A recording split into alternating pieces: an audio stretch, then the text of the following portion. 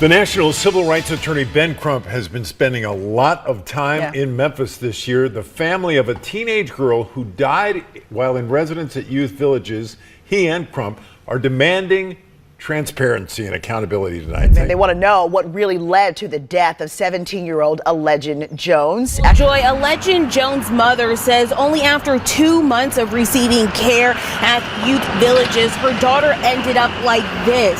This is the last image that mother had to see her daughter look like. She says that youth villages failed to protect her daughter when she was only sent there to receive help. Now this mother is demanding justice.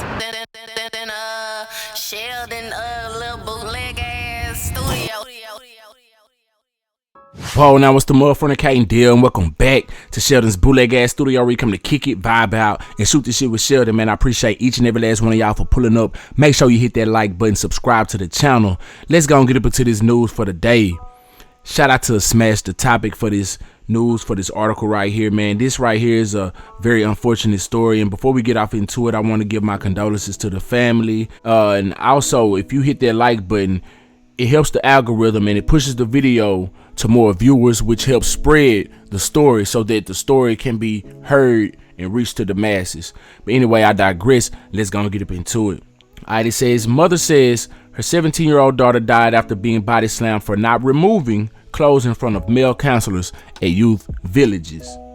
The mother of a 17-year-old girl says that her daughter is now dead after being in the care of youth villages in Memphis, Tennessee for 2 months. The mother said that the nonprofit didn't protect her daughter, Alleged Jones, while she was there to get help. However, youth villages denies those claims. After being given little information regarding her daughter's death, Shona Gardner has hired lawyer Ben Crump. Garner was told that the incident happened on Thursday, November 16th at the youth villages facility that involved 2 male counselors. Crump says that Jones was instructed to take off her clothes while she was at the health department, but she didn't want to remove her clothes in the presence of 2 male counselors. It is noted that Alleged was a sexual assault survivor and was diagnosed with PTSD, manic depression, and bipolar disorder.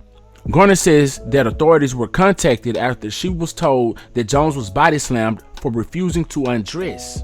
An ICU doctor informed Garner that her daughter had been unresponsive with no pulse for 45 minutes at youth villages before being taken to a medical facility. Did y'all hear that? I'm gonna read it again.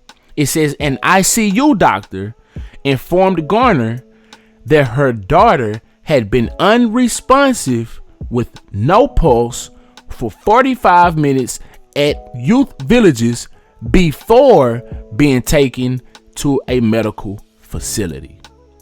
Damn. Youth Villages has released a statement saying that Jones never experienced any abuse at their facility and wasn't asked to undress in front of any male counselors. They state that Alleged died because of a medical emergency. The organization added that they provide trauma-informed intensive therapy and care to youth with mental and behavioral challenges. So my thing of it is, how did this story even come about? All right. So we have the facilities were going against the mothers. How did the mother get the information that she was body slammed? How did they get the information that she was asked to remove her clothes? Who told them that? Somebody on the inside had to have told Ben Crump this information, because it says that Crump says that Jones was instructed to take off her clothes while she was at the health department. Who told Crump that? How did he just come up with this for a good case? Why would they sit here and lie like that? Out of all of the stories that could be said, why would they lie and say she was instructed to take off her clothes? Somebody said this. Crump and the mother didn't just pull this out of the air. Somebody told them this. Who told them this? How did they get that information? Because that's going to serve a great deal of benefit if it's valid. And if it comes from a person from the inside who was actually there on the scene. You see what I'm saying? Because these 2 male counselors in question, of course, they're going to lie and say, no, I didn't do any of that. You feel me? I'm not saying that they are guilty. I'm just saying if they are guilty, of course they're going to lie. But where did the information come from? But anyway, let's continue. All right, it says the organization added that they provide trauma-informed, intensive therapy and care to youth with mental and behavioral challenges. But Garner says that Youth Villages is responsible for her daughter's death and wants justice for her daughter. Crump says that a legend died from a brain bleed, but it isn't known if her autopsy has been completed. Damn, man, this right here is a very terrible story right here, man. It hurts my heart. You know, it reminds me of the Sandra Bland situation, you know, and I'm sure there's many others who we don't know about who get swept up under the rug. That's sad. But anyway, I hope justice is served. My condolences goes out to the family. You feel me? And I hope if there's any foul play in this, I hope the lights get shined on it, and anybody that had their hand in doing so, I hope that they get served severe jail time, life. You know what I'm saying? Because she lost her life at the hands, allegedly, of those facility workers, not at the hands of somebody else who was, you know, an inmate or a patient at the youth villages, whatever they called them. You know what I'm saying? She didn't get into a fight with somebody there.